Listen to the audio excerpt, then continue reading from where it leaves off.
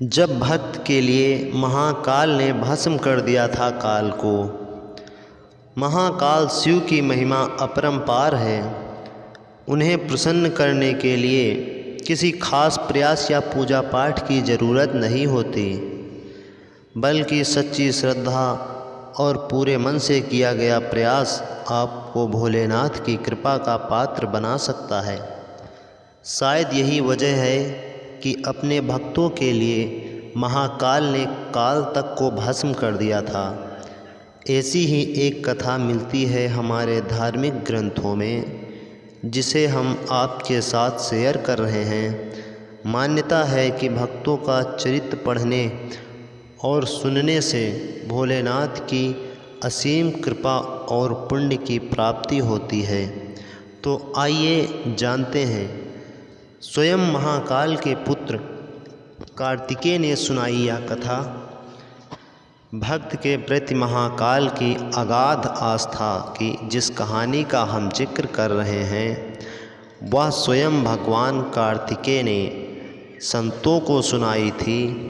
इसके अनुसार राजा श्वेतकेतु, जो कि भोलेनाथ के परम भक्त थे, उन्होंने काल को भी जीत लिया था।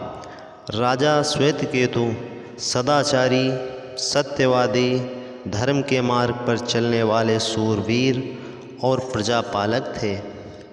वह अत्यंत ही निष्ठा और प्रेम भाव से प्रजा का पालन और अगाध आस्था और श्रद्धा भाव से शिव भक्ति करते थे। उनके इस भक्ति भाव से महाकाल अत्यंत प्रसन्न थे। उनकी कृपा से श्वेतकेतु के राज्य के लोग दुख, दरिद्रता, अकाल मृत्यु और महामारी से अछूते थे। जब पूरी हो गई राजा श्वेतकेतु की आयु, एक दिन जब राजा श्वेतकेतु का जीवन काल समाप्त होने को था और वह भोलेनाथ की आराधना में लीन थे, तब चित्रगुप्त ने यमराज से कहा कि राजा श्वेतकेतु की आयु अब पूरी हो चुकी है, अब उनके प्राण हरने का समय है। तब यमराज ने अपने दूतों को आज्ञा दी कि वे जाएं और राजा श्वेतकेतु के प्राण हर लाएं। यमदूत राजा श्वेतकेतु के पास पहुँचे तो वह शिव मंदिर में थे।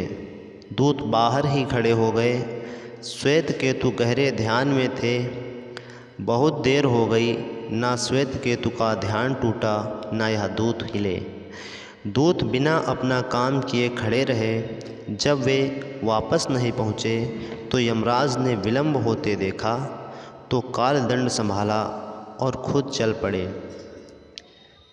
जब यमराज स्वयं पहुँचे राजा श्वेतकेतु के प्राण हरने, दूतों के आने में देरी होने के चलते यमराज स्वयं ही राजा श्वेतकेतु के प्राण हरने पहुँचे। लेकिन वहाँ उन्होंने देखा कि वह तो महादेव की साधना में लीन है। अब तो वह सोच में पड़ गए कि इसके प्राण कैसे हरें। उन्होंने सोचा कि यह अभी पूरी तरह शिव भक्ति में डूबा है। इस स्थिति में शिव पूजा का उल्लंघन नहीं किया जा सकता।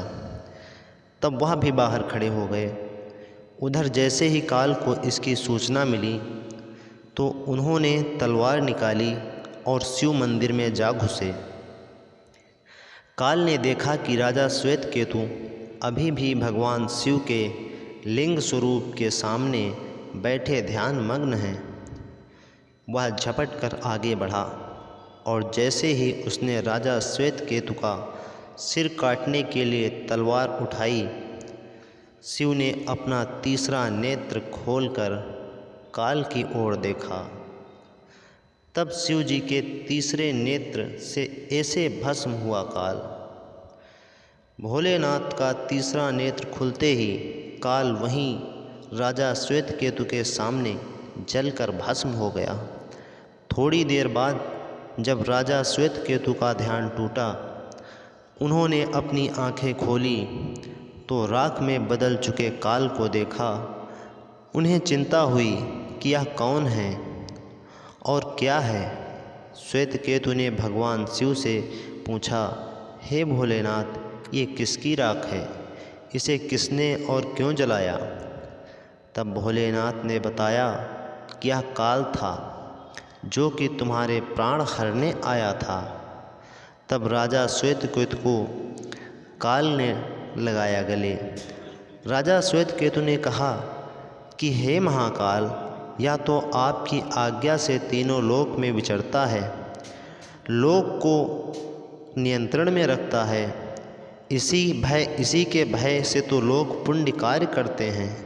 आप इन्हें अतिशीघ्र जीवन दान दे दें। शिव जी की कृपा से काल जी उठा और उसने उठते ही श्वेतकेतु को अपने गले से लगाकर बोला, तुम जैसा तो तीनों लोकों में कोई नहीं है। तुमने तो अजय काल को भी जीत लिया।